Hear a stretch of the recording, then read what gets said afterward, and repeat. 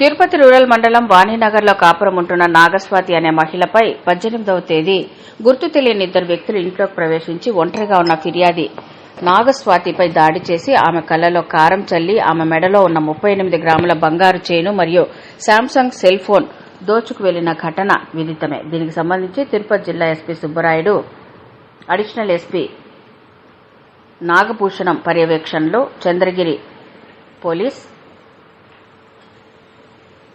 ప్రత్యేక బృందాలుగా ఏర్పడి ఈ కేసులో ముద్దాయిలను శనివారం తిరుపతి రూరల్ మండలం Chandragiri Renigunta 150 bypass road RC Puram circle వద్ద అరెస్టు చేసి వారి వద్ద నుంచి దొంగలించిన బంగారు తాళిబొట్టు చైను మరియు శాంసంగ్ సెల్ ఫోన్ను స్వాధీనం చేసుకున్నారు.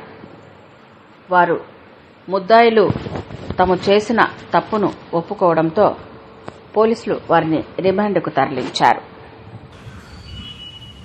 ఇంట్లో మగవారు కానీ ఇతరులు ఎవరు లేనప్పుడు ఆమె ఒంటరిగా ఉండటం గమనించి ముద్దాయిలు ఇంట్లోకి ప్రవేశించి ఆమెని కొట్టి కళ్ళల్లో కారం చల్లి ఆమె మెడలో ఉన్న మంగళసూత్రాన్ని ప్లస్ శాంసంగ్ సెల్ ఫోన్ని థెఫ్ట్ చేసి రోబరీ చేసి అబ్స్కాండ్ అయిపోవడం జరిగింది. ఇది జరిగి 3 రోజుల్లో మన తిరుపతి జిల్లా ఎస్పీ గారి సుబ్బరాయుడు ఐపీఎస్ గారి ఉత్తర్వుల మేరకు, అట్నే క్రైమ్ అడిషనల్ ఎస్పీ గారు వారి ఉత్తర్వుల మేరకు Tirupati rural PS inspector T Chinnagovindu, Ramakrishna వాళ్ళ టీం ఆరిఫ్, మధు ఇంకా వాళ్ళ సభ్యులు కలిసి ఆ టెక్నికల్ ఎవిడెన్స్ను కూడా ఇందులో ఉపయోగించుకొని ఇన్ఫర్మేషన్ గ్యాదర్ చేసి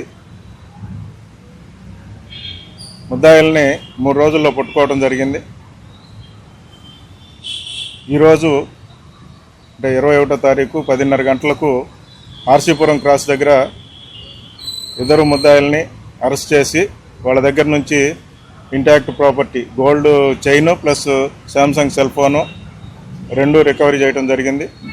దీనంతటికీ కారణం ఈ ఫిర్యాదుదారులు నాగస్వాతికను ఈ ముద్దాయిల చెల్లెలు ఉన్న వాళ్ళ మధ్య ఉన్న ఆర్థిక లావాదేవీల కారణంగా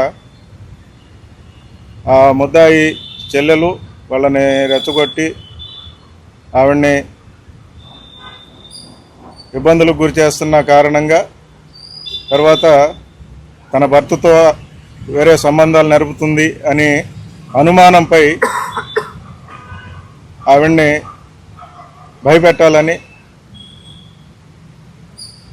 ఆవిడ్ని భయపెట్టి తన భర్తతో సంబంధం లేకుండా తర్వాత ఆర్థిక లావాదేవీలని కంప్లీట్ చేయించుకునే దానికోసం ఈ ప్రయత్నం చేశారు.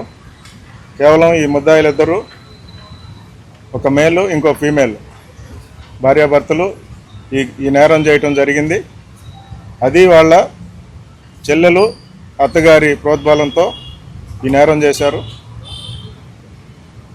ముద్దాయిల్ని 3 రోజుల్లో పట్టుకొని ఈ కేసును డిటెక్ట్ చేసిన Tirupati rural CI T Chinnagovindu, Ramakrishna ఆ టీం సభ్యుల్ని అభినందిస్తూ ఎస్పీ గారికి రివార్డ్ రోల్ పంపించడం జరుగుతుంది.